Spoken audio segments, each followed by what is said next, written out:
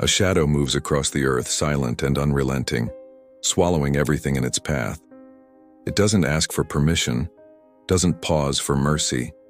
It simply takes, and in its wake, the world bends. You've been told power is a gift, something earned through virtue or bestowed by the just. But what if that's a comforting story we tell ourselves to sleep at night? A veil over a sharper, uglier truth. Look at the bones of history. Empires built on blood, not kindness. Thrones carved from the fallen, not the forgiving. The conquerors, the titans, the ones who shaped the world, they didn't wait for approval or lean on compassion. They struck, and they endured. There's a whisper in the back of your mind, one you've tried to ignore. It says the rules you live by, fairness, empathy, trust, might be chains holding you back while others climb over you. Imagine a man in 1513, cast out, betrayed, his life unraveling in exile. Instead of crumbling, Niccolo Machiavelli picked up a quill and wrote a manual so raw, so piercing, it was condemned by those who feared its honesty. He didn't plead for redemption or cling to ideals. He dissected power like a surgeon exposing its beating heart. And what he found wasn't noble or gentle. It was a law as old as humanity itself. Strength rules. Weakness dies. You might recoil at that, thinking kindness should triumph, that love should bind us. But pause. Look at the world around you. Not as you wish it to be, but as it is, and ask, does it reward the soft or the unyielding? King Louis XVI of France believed in compromise, in being a ruler the people could embrace. His reward wasn't loyalty, it was a blade at his neck, his head rolling as the crowd cheered. Contrast that with Augustus, Rome's first emperor, who didn't flinch when blood needed to spill. He crushed his rivals, silenced dissent, and reigned for decades, his name echoing through time while others faded. We want to believe people flock to goodness, that they'll stand by you if you're fair. Yet science tells us something colder. Humans are drawn to dominance, to the one who commands, not the one who asks. Think of the leaders you've known, the ones who rose not by pleasing everyone, but by making hard choices others couldn't stomach. The CEO who slashes jobs to save the empire, the politician who buries opposition. They aren't loved, but they're followed. Machiavelli saw this pattern and dared to name it. Fear outlasts love because love bends, breaks, vanishes when the wind shifts. Fear, though, it's a steel thread, holding tight even when hearts turn cold. Julius Caesar learned this too late, forgiving those who envied him, letting them close enough to drive the knives in. His successor didn't repeat that error. Augustus ruled not with open arms, but with an iron grip disguised as order. Now look closer, to the world you walk through every day. The ones who thrive. Do they wait for permission, or do they act decisive and unshaken while others hesitate? Steve Jobs didn't build his legacy on warmth. He demanded, he discarded, he forged ahead when others flinched. His empire stands as proof. Power doesn't care about your tears. It bows to your will. Vladimir Putin doesn't rule by charm. He silences threats before they whisper, his shadow stretching across nations. Love might win hearts for a moment, but fear carves a deeper mark. Machiavelli didn't revel in cruelty. He wasn't a monster grinning at chaos.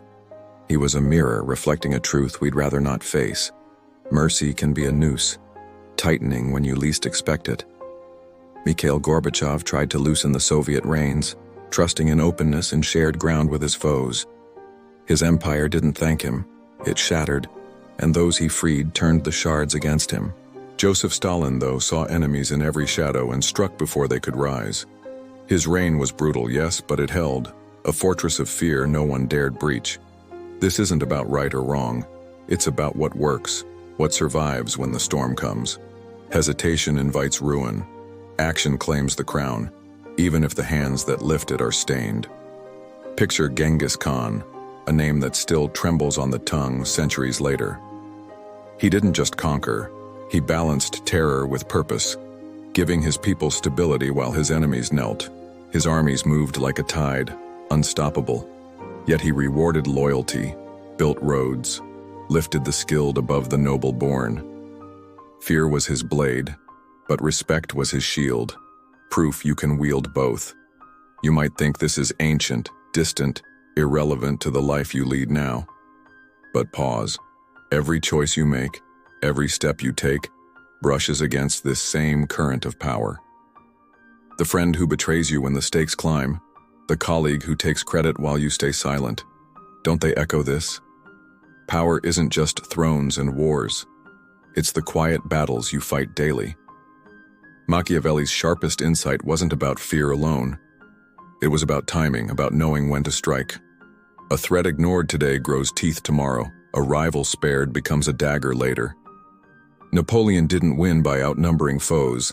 He moved faster, struck harder, caught them blinking. His enemies scrambled to react, but he'd already rewritten the map. Lenin didn't wait for Russia's old guard to rally. He swept them aside before they could stand. Decisiveness isn't just strength, it's survival, a rhythm the powerful learn to dance. Richard II of England thought mercy would save him, exiling a rival instead of ending him. That rival returned, crowned himself Henry IV, and buried Richard's kindness with his body. Stalin again offers the counterpoint, purges that chilled the soul but locked his rule in place. He didn't flinch, didn't waver, and his enemies never got the chance to breathe. You feel the weight of this, don't you?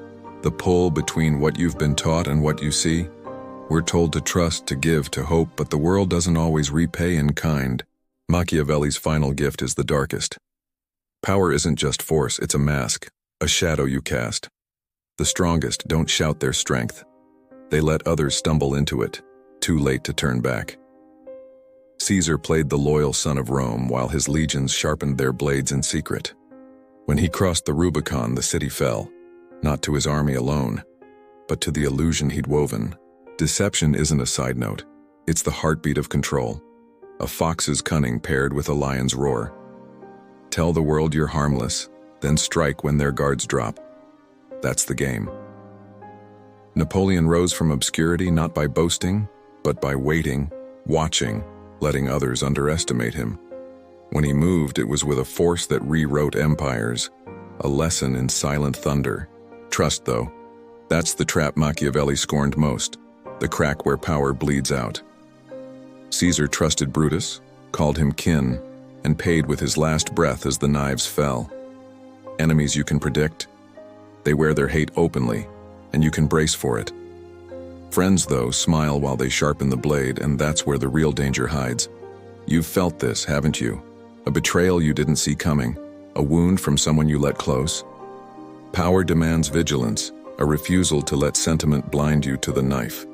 Machiavelli didn't write for kings alone. His words claw at you, at me, at anyone who's ever wanted to stand tall. Power isn't good or evil, it's a current, and you either ride it or drown. The strong don't wait for the world to strike first.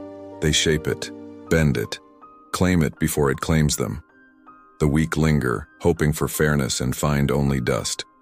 Reality isn't what you wish, it's what you make, what you hold when the masks fall away. Perception is the throne, and those who master it rule, while others kneel. So here you stand, staring into this truth, its edges sharp against your skin. Will you wield it, this raw, unyielding force, or let it slip through your fingers, lost to those who don't hesitate? History doesn't mourn the gentle. It crowns the bold, the ones who see the game and play it. Tell me in the quiet of your own heart, if you had to choose, would you rather be feared or forgotten?